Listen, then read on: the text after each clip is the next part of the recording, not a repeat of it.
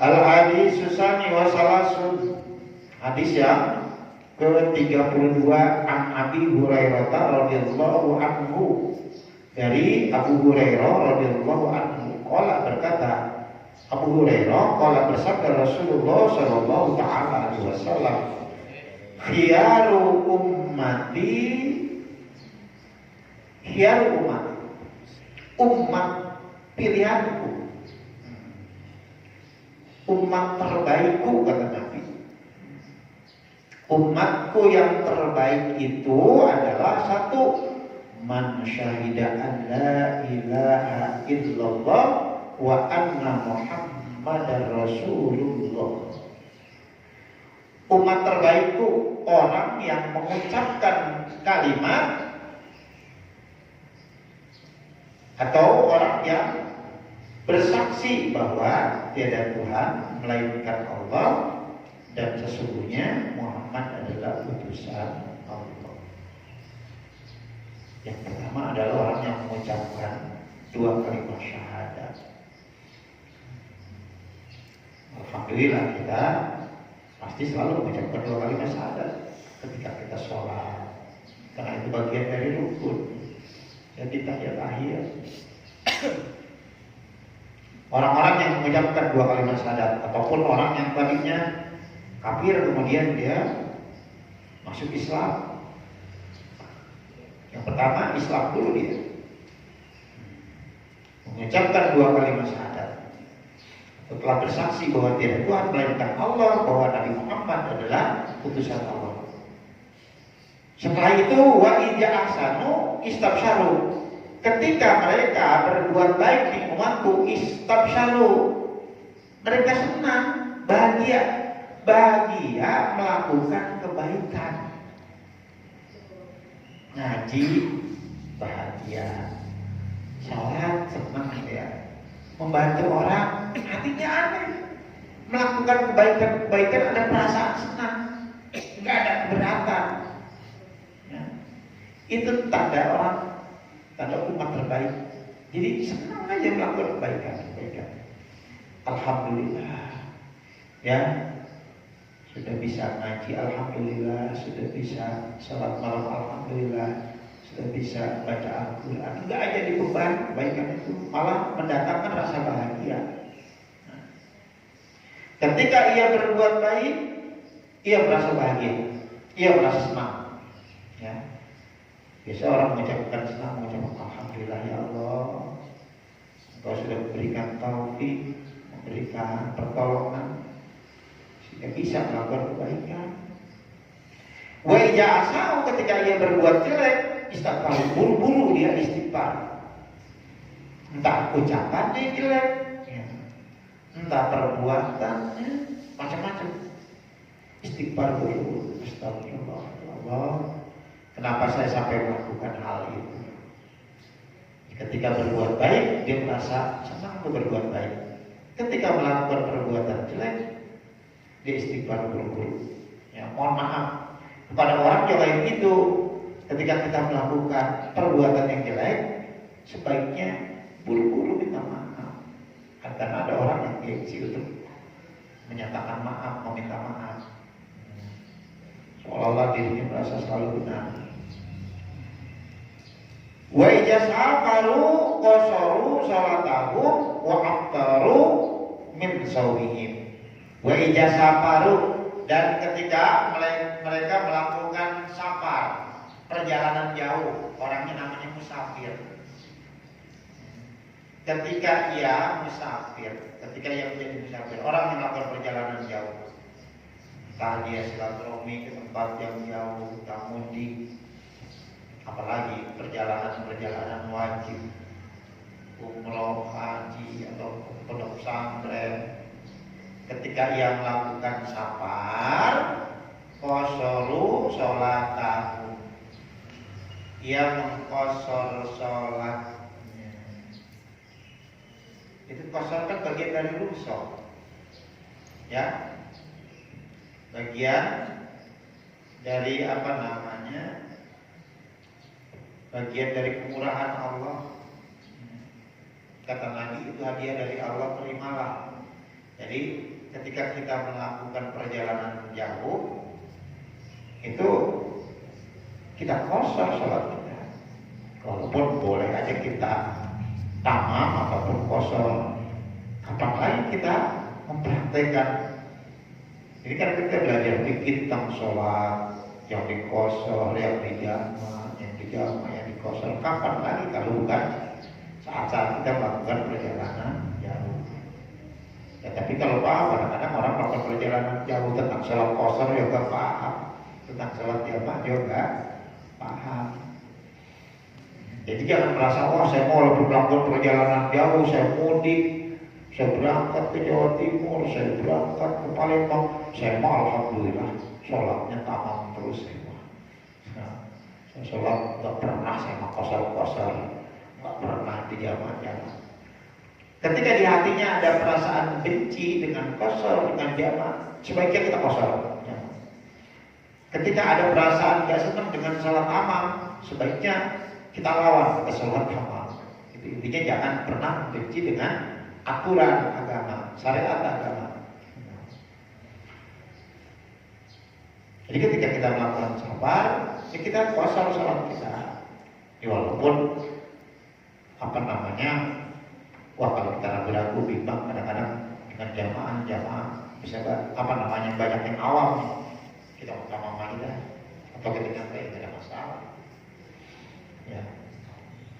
Ini ada kemurahan dari Allah. Wa'taru min shaumihim, dan berbuka mereka min shaumihim dari puasanya. Ketika melakukan perjalanan jauh, boleh kita tidak berpuasa. Karena Allah itu sayang ketika orang melakukan perjalanan jauh dalam keadaan yang repot dan lain sebagainya. Ya, Allah tidak membebankan itu satu beban. Allah memberikan kemurahan. Ketika kita melakukan perjalanan jauh, boleh puasa kita yang kita tinggalkan nanti saja. Lalu sabar melakukan perjalanan yang jauh, kesunah saja ya. Artinya kita diperbolehkan mengambil pilihan itu. Dan kapan lagi kita memang menjalankan itu kecuali saat kita sabar. Wa nasyirul ummati, dan sesungguhnya umat terburuk, umat sesirul ummati, sirul ummati, seburuk-buruk umatku, kata Nabi, alladzina wulidu bi ni'ami, adalah orang-orang yang dilahirkan bi ni'ami, di dalam bermacam-macam kenikmatan. Dia dilahirkan dari mungkin orang kaya, lahirnya juga dia mau khusus, ya, enggak orang-orang seperti orang kita dulu hidupin beranak di rumah sakit, keturunan orang kaya, turunan para pejabat, dengan berbagai macam fasilitas, dengan berbagai macam kenikmatan. Emang dari lahir udah dari keturunan kaya. Jadi wulidu bi ni'ami, mereka dilahirkan di dalam berbagai macam kenikmatan. Wa qadau bi ni'ami, dia dapat merasakan atau menikmati atau memakan berbagai macam hal yang enak-enak. Wa himmatuhum, dan kepentingan mereka cuma alwan to'am, macam-macam makanan yang beragam. Wa alwan syarab, dan macam-macam minuman. Jadi yang dipikirin tuh makanan enak, minuman enak, ya. Nggak memikirkan untuk akhirat, padahal Allah berikan kelimpahan buatnya, kesenangan dari sejak lahir dia. Hidup di tengah berbagai macam kenikmatan, yang dipikirin cuma makanan selalu harus enak, minuman selalu harus enak. Gak ada masalah kita sekali-kali begitu. Kita mau boleh sekali-kali juga kadang-kadang berat ya. Kita kalau makan makanan yang enak nih, bareng-bareng, traktir orang, ngajak orang rame-rame, ya, itu gak ada hisapnya itu. Jadi kalau kita pengen makan enak, makan mewah, ajak orang, bareng-bareng, gak ada hisapnya tuh. Jadi kalau traktir orang gak ada masalah. Jadi kalau nyembuhin orang, wah ini makanan berlimpah banget, banyak. Ada macam-macam, ada sop, ada sate, ada ini, ada itu. Nggak apa-apa itu kan, jangan dibalik. Saat menjamu aja kita terapkan hal-hal yang sederhana. Jadi kepentingannya cuma makan, minum, makannya yang harus hotel kelas bukan bintang 5 lagi, bintang 7, puyeng. Makannya kadang tanggung, bukan kelas kaki 5, hotel bintang 5, pilihan makanan, macam-macam minuman. Wa idza kalamu tasaddaku, ketika dia bicara ya dengan keras, dengan lantang, karena merasa dirinya hebat, punya kuasa. Beda kan kalau orang yang merasa punya pengaruh, omongannya juga. Wa idza masau, ketika dia berjalan, tabataru, ketika dia berjalan, tabataru, dia merasa dia berjalan dengan gaya yang sombong. Orang sombong gimana sih? Beda kan antara orang punya kedudukan, orang kaya, orang punya pengaruh, gaya jalannya juga beda.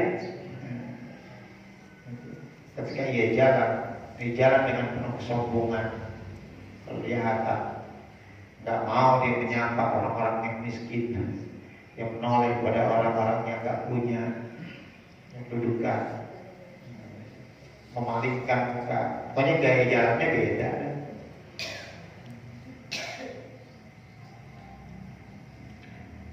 Kata Nabi, wailul lil jarranina ajyalan, celakalah bagi orang yang menyeret-nyeret ujung pakaiannya. Kalau pada masa dulu, kalau pakaian orang tersebut sampai menyentuh tanah, namanya orang kaya ya. Orang kaya baik dari pakaiannya juga. Makanya tuh kalau di bawah mata kaki namanya isbar. Kalau dulu isbar itu apalagi niatnya adalah takabur bahwa dirinya orang kaya, haram. Jadi celaka orang yang menyeret-nyeret pakaiannya. Ya tandanya dia orang kaya, kayak pengantin gitu dah. Makanya kita kan diperintahkan tuh, kalau kita pakai kain kayak gini atau pakai apa saja di atas mata kaki sunnahnya. Wal akalin, ini masih atap dari wailun. Wal akalina abdolan, celaka bagi orang yang memakan abdolan.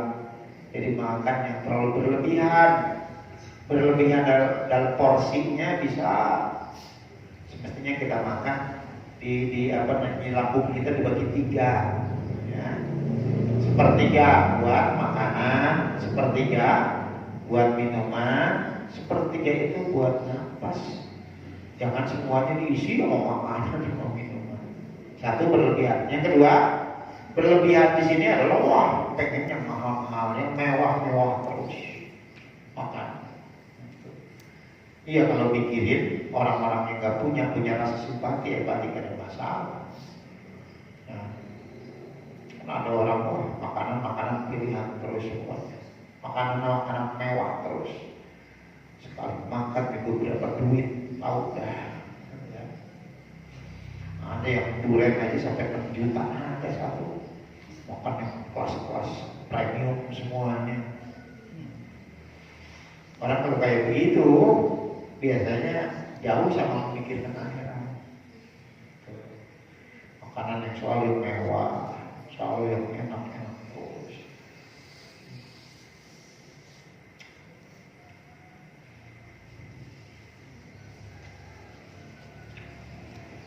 Buat natikin. Dan juga mengucapkan asy'aran, mengucapkan syair-syair. Ya, suka nyanyi ya. Biasanya yang yang melalaikan dari memikirkan akhirat, lagu-lagu. Jadi wanatikin asy'aran, mengucapkan syair itu lagu-lagu. Banyakkan dia sama lagu ini lagu itu hafal. Ya, kalau nggak dengerin lagu musik seharian kayaknya ada hilang. Tapi Al-Quran nggak pernah tuh. Ya, dia dengarkan atau dia membaca Al-Quran. Jadi orang-orang yang hafal-hafal Al-Quran segala macam bisa jauh dari dia mengucapkan lagu-laguan, nyanyi-nyanyian biasanya kalau hafal Al-Quran. Jadi intinya sesuatu yang bisa melalaikan dia dari akhirat. Ila akhirih al-khabaru, hadis tersebut ila akhirih sampai akhirnya hadis. Masih banyak hadisnya. Madahan Nabi alaihi salatu wassalam ummatahu alladzina masu ala hadisipati wa jammal akharina wa ka'annahu yuharridu ummatahu ala ta'ati wal istiqomati. Bisa lanjut insyaallah dari situ deh. Dari madahan Nabi alaihi salatu wassalam. Kalau tanggal 19 apa 20? 19 ya? 20 berarti ntar malam udah masuk 21. Ada yang udah 21 malam. Muhammadiyah itu.